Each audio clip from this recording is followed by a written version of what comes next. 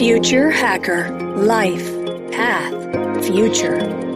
Olá pessoal, bem-vindo ao Future Hacker. Temos aqui um papo com uma pessoa muito especial, é a Juliana Alencar. Ela é sócia e CCO, que é Chief Culture Officer da Startse. A Ju é especialista em inovação e por muitos anos preparou stakeholders e estruturou projetos, de inovação através de educação, inteligência e conexão com as startups. Ela tem mais de 13 anos de experiência e ocupou posições-chave em várias instituições na área de inovação e novos negócios e foi também a primeira mulher sócia da Startse.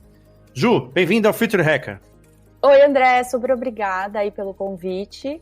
Super prazer estar aí com vocês. Acompanha aí um pouquinho o conteúdo de vocês e tá realmente cada dia mais incrível, então é uma baita honra aí para mim estar aqui com vocês hoje. O prazer é nosso, eu sou seu fã, né? Você já sabe disso.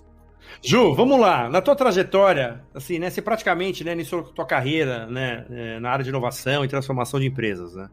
Ou seja, num momento de grande transição, de ruptura, etc.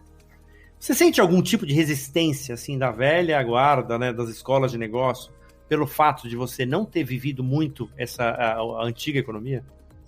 Então, André, na minha primeira experiência, de inovação mesmo, foi numa área de inovação de uma grande empresa. Então, a gente tinha como desafio aí toda a transformação digital, da empresa, enfim, conexão com startups e também o posicionamento dela no universo aí de inovação. Só que também, uma mudança aí forte no modelo mental de gestão, enfim, todas as questões ali voltadas a pessoas dentro da grande corporação. Então, foi legal que eu tive a experiência aí de um lado da mesa, entendendo aí na prática como que são os desafios mesmo de inovação de uma grande empresa, e depois eu parti para o outro lado da mesa. Eu não sinto assim que é uma resistência mesmo dessa velha escola de negócios, ou vamos dizer assim, empresas um pouco mais tradicionais aí do mercado. Mas é sob o olhar mesmo do ser humano, Mudar muitas vezes, não é gostoso, Te tira aí de uma zona de conforto. E a partir do momento que poxa, eu acho que sempre o nosso maior asset aí foi a nossa bagagem, todo o tempo aí de chão, enfim. Quando a gente se vê num cenário, que muda um pouco aí os padrões. Antigamente a gente fazia faculdade, um MBA, nossa vida estava resolvida e se mantinha aí constantemente, dentro de uma grande empresa. Isso tudo mudou, a própria parte estratégica da empresa, cada dia surge uma novidade, então é necessário mudar. Com isso é necessário mudar todo o modelo de gestão. O que antes era o nosso maior asset aí de bagagem e tal, hoje está tudo muito, muito novo. A forma com que a gente enxerga o negócio muda, a forma com que a gente enxerga os times aí mudam também.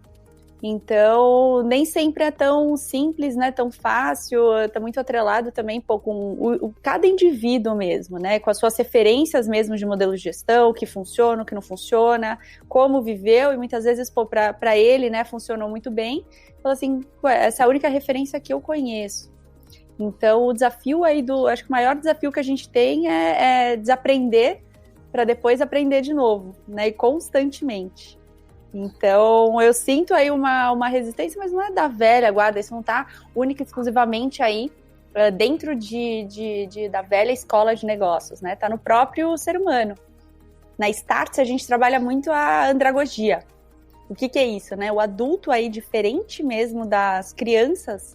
As crianças, você chega aí para ensinar alguém, uma criança, ela vai de coração aberto para te escutar, e para aprender coisas novas, que ela já parte do princípio, assim, que o adulto sabe muito mais, então ela vai toda curiosa. O adulto, você tem que, como se você tivesse que provar para ele por que ele precisa aprender aquele conteúdo. Então sempre tem aí, acaba tendo uma resistência, e o que isso é normal, e muito natural aí do ser humano. Para a gente conseguir aí quebrar algumas barreiras, algumas resistências, a gente vai usando algumas técnicas, até mesmo antes de inspiração, enfim, para depois entrar aí no ferramental. E a gente acredita que essa composição das duas coisas são muito importantes, porque só uma inspiração, não gera negócios, não move time, não nada, e só um ferramental, sem você estar realmente com o coração aberto, você muitas vezes fica limitado aí a descobrir e realizar, enfim, coisas novas. Não, perfeito. E você falou, né, falando disso, né, não dá para tirar o tema de soft skills, né, que está hoje em voga, né, todo mundo, inclusive, né, teve um super painel aí de especial no Side by Southwest, né, o SXW, 2021 agora assume painel de educação, né, falando sobre o mercado de soft skills, né, quer dizer, né, vocês abordam isso, quer dizer, no momento que vocês vão fazer o trabalho de sensibilização ou dentro de seja numa empresa, né, corporativa, tradicional, ou o próprio relacionamento com as startups, como é que vocês lidam com soft skills nesse tipo de consultorias? Hoje a gente está posicionado assim como uma plataforma de conhecimento, né? Então é muito voltado à educação, enfim, o conhecimento como um todo. Então a gente não entra ali no dia a dia como uma consultoria. Só que esse ponto dos soft skills, eles são super necessários. A partir do momento que hoje a gente não consegue mais muito ter especialistas, né? Porque o mundo está mudando tão rápido que hoje você é especialista sobre um tema, só que mudou tudo. Então amanhã você já deixa de ser.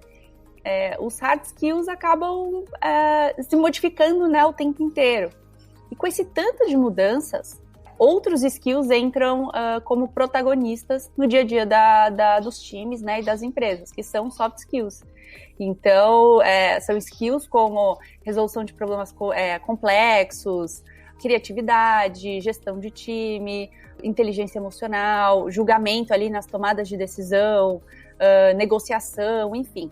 São coisas que você se apega muito mais, porque é tanta mudança, é tanta coisa nova, que você precisa se desenvolver nisso para você conseguir, até mesmo desenvolver os projetos dentro das empresas.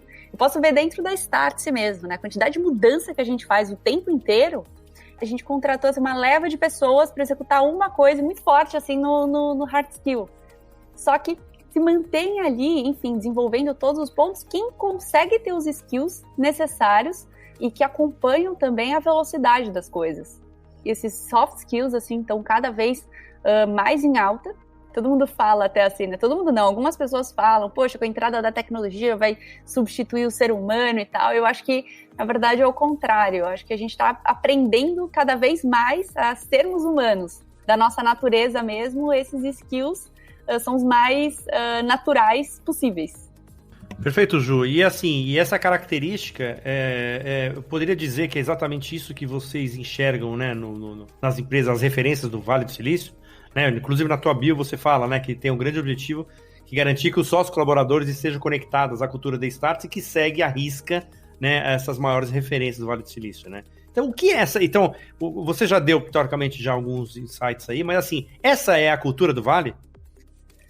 A cultura do Vale, assim, a gente fala que é super... a gente consegue se adaptar muito bem porque, primeiro, né, o Vale tinha de tudo para dar errado, né, pelo nível ali, pela quantidade de diversidade que tem, assim, se aproxima a quase 80% da população, né, é um dado, assim, super alto. E hoje o Brasil, até, né, nós somos descendentes até de imigrantes, né, então, assim, a diversidade hoje já é muito viva pra gente. Então, acho que a gente até consegue se identificar bastante com isso. E quando a gente fala na cultura das empresas do Vale, a gente está numa tendência muito próxima, que é, de fato, a gente conseguir focar no que interessa. E o que é focar no que interessa? É focar nos negócios, né? Só que o Vale, as pessoas não trabalham de camiseta porque é startup, né? É uma coisa que a gente sempre reforça também na Startse. É porque o cara tá afim de trabalhar de camiseta. Ele não precisa colocar ali uma roupa que se adequa ao local, então precisa se preocupar com isso, se preocupar com aquilo, o que vai fazer, o que não. O ponto ali das ideias, de compartilhamento mesmo, de projetos, enfim, de startups. A gente tinha uma cultura aqui ainda muito, eu acho que veio até de um pós-guerra, de muitas vezes um certo incômodo em compartilhar segredos, em compartilhar várias coisas e tal. Então, eu tinha uma ideia, né, de uma startup, de uma empresa, de um projeto, enfim, a última coisa que eu fazia era contar para os outros. E hoje a gente vê a importância da cocriação, né, do público, enfim, de diversos aí pensamentos na criação de um produto, na criação de um serviço, na criação de algo. E o Vale é super forte nisso. A última coisa que eles fazem ali é criar alguma coisa, né? A primeira é sair contando a ideia para todo mundo, para entender diversas perspectivas aí de negócios, para aí sim criar o produto. E o Vale, voltando ao ponto ali de diversidade, ele ensina uma coisa que é muito forte, né? As empresas, elas foram ganhando muita força por alguns aspectos, né? Um deles, a própria criação das empresas, como que foram feitas, né? A gente vai falar aí dos estudantes de Stanford, né, como exemplo. Eles saíram da universidade e queriam criar uma empresa. Eles não sabiam como funcionava uma empresa, só que eles sabiam como eles gostariam que a empresa deles fosse. Então, eles foram criando muito com base nas crenças deles e muito parecido com outras pessoas que estavam lado a lado. O que a gente vai focar, o que não, o tal da mesa de ping-pong. Cara, porque, eu sei que eu consigo um tempo ali por dia parar para, sei lá, para relaxar, para fazer qualquer coisa, jogar um videogame e tal. Isso não vai tirar minha produtividade. Eu não tenho esse preconceito de precisar ficar focado o tempo inteiro. Porque, eu já passei isso em grande empresa, eu sei que, na verdade, é uma bobagem. Como que eu faço para criar uma empresa da forma, né, que eu gostaria que fosse e não dentro de algum padrão? E sobre as outras questões, eu vou contratando pessoas aí que sejam boas e necessárias aí para minimamente estruturar a empresa, né, dentro aí de todas as regulações, enfim. E um outro ponto também em relação à diversidade, que eles aceleraram muito. A diversidade ainda pautada por muitas pessoas como algo puro e simplesmente ali humanitário, né, com foco em pessoas, tal, trazer voz, a gente, enfim, fomentar muitas questões baseadas aí no indivíduo. E além disso, o que o Vale acelerou demais? A diversidade dos times. Então, assim, os produtos lá, eles são criados numa mesa junto, assim, é um brasileiro, né, seja homem, mulher, enfim, um brasileiro, chinês, indiano, americano, diversas idades, enfim, crenças, né, culturas, religiões, enfim, para criar um único produto. Então, a chance daquele produto ser global é muito maior do que uma mesa com pessoas ali que fazem parte de um mesmo cluster, né? Uma parte ali que tem as mesmas referências, tem a mesma formação, a mesma cultura, enfim. Esse ponto de diversidade como foco estratégico do negócio ensinou muito o mundo do que a diversidade, além de questões humanitárias, fazia parte ali de toda a estratégia. Então, a gente tem como muito referência o Vale, por essas questões. Cara, cada um é de um jeito, né? Enfim, a gente não precisa perder tempo com coisas que não são relevantes quando a gente fala em questões do negócio. Diversidade como parte aí da estratégia e foco. E vamos fazer e também ali no ponto aí da escala global. A gente fala na Startse que é go global or go home. Então, a gente aprende aí bastante e tenta se inspirar o máximo possível neles, que a gente sabe que algumas formulazinhas aí dão muito certo. Muito legal, Ju. Você falando dessa parte de diversidade, tudo, eu queria também somar a isso a parte de senioridade, né? Então, quer dizer, muitas vezes, né, assim, as empresas contam com a experiência de muitos profissionais, né? Você, por exemplo, pega o próprio CEO da Stone lá, né, Augusto Lins, um cara que teve uma trajetória brilhante aí no mercado financeiro, mas que depois de um certo tempo, sei lá, não estava mais afim daquilo lá, quis começar tudo de novo, quer dizer, né, e ele somou toda essa experiência com uma turma de jovens brilhantes aí, né, que criaram, inclusive, né, o grande case da Stone. Você acredita que possa existir mais cases como esse, onde você traz a experiência somada com a criatividade, a jovialidade, isso pode ser um blend interessante para as startups? Acho que várias empresas, né, me perguntam, falam assim, cara, mas qual que é a fórmula do sucesso mesmo, né? Eu adoraria ter uma bola de cristal mesmo, até uma receita de bolo pronta, mas a gente sabe alguns ingredientes que essas startups de sucesso, elas mantêm muito padrão, né? E um deles é a composição mesmo de 3 ingredientes que são super necessários, que é o conhecimento, capital e rebeldia. O conhecimento é quando a gente fala, no caso ali do Augusto, né, poxa, de uma jornada, uma trajetória, enfim, sólida, cheia de bagagem e tal, unindo aí com a rebeldia e capital, porque conhecimento, né, toda a estrada aí, junto com capital, é o que a gente já fazia aí há bastante tempo, né, há muitos anos. Conhecimento só com a rebeldia e sem o capital, a gente também não consegue fazer muita coisa, né, o dinheiro é necessário. E só a rebeldia com o capital vira papo de doido. Então, o conhecimento com capital e rebeldia, eles são muito necessários, assim, para andarem sempre juntos. Por quê? O conhecimento, ele vai mostrar, eu até fiz um post, assim, recentemente no LinkedIn sobre isso, porque o conhecimento, ele vai, cara, dar o caminho das pedras, conhecimento de mercado, cliente, como funciona fornecedor, como que não, como que o mercado mesmo ele se comporta, né? Só que muitas vezes ele não pensou em todas as perspectivas. Por quê? Porque da mesma forma que ele sabe o caminho das pedras, ele sabe todos os buracos que tem ali também. Então ele sabe todas as possíveis barreiras. Então chega a rebeldia, né, pessoas assim que não têm muito tempo de mercado, ou até mesmo não tenham tempo de mercado, com diversas possibilidades. Então esses dois universos, eles conseguem se compor aí muito bem para realizar coisas incríveis. Muitas vezes um público só com conhecimento não conseguiria pensar em perspectivas novas, né, assim como o público ali da rebeldia. E o da rebeldia, às vezes teria que voltar a estacar zero o seu projeto milhares de vezes. Por quê? Porque não sabiam os buracos que ia encontrar. E o pessoal do conhecimento mais tradicional aí consegue orientar melhor do que nunca.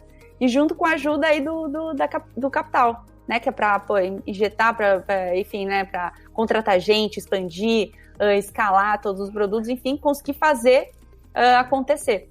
Então, eu acredito muito, né? Respondendo aí a sua pergunta, eu acredito muito na união desses universos, e pelo contrário, é super necessário. Perfeito, concordo em gênero e grau. Acho também, inclusive, que com esse mercado agora de startups que está crescendo pra caramba, né? Esse mercado que está efetivamente, né, amadurecendo no país, eu acho que abre um grande mercado para os profissionais mais sêniores aí, exatamente para somar e estar emprestando toda essa competência, sua trajetória em projetos novos, né, de disrupção, projetos de inovação. Perfeito. E até, André, até completando assim, esse ponto, diversas empresas, a gente está bastante acostumado até a ver pessoas de mercado dando mentorias, né? Só tem algumas empresas, como exemplo o PayPal, que eles fazem mentoria reversa. Você vê o potencial mesmo da união desses universos. Então, diretores sêniores, ali, né, enfim, no mais alto nível hierárquico do PayPal, faz mentoria com estagiários, jovens aprendizes, enfim, a turma nova. Por quê? Porque a resolução de problemas complexos para essa turma, quando você abre um problema, você fala assim, cara, como que eu conseguiria resolver? Para eles é muito mais simples. E ao contrário também. Pô, como que eu conseguiria, dentro do meu universo, enfim, jovem, cara, eu quero executar isso, isso e isso. O que você acha? Então, várias empresas já estão fazendo esse movimento da mentoria padrão e também a reversa para conseguir unir ainda mais esses pensamentos. Pessoal, a gente está chegando aqui o final do primeiro bloco desse papo ótimo com a Juliana Alencar. E a gente vai agora, no segundo bloco, falar um pouco mais do mercado de educação. Até mais, pessoal! Future Hacker. Life. Path. Future.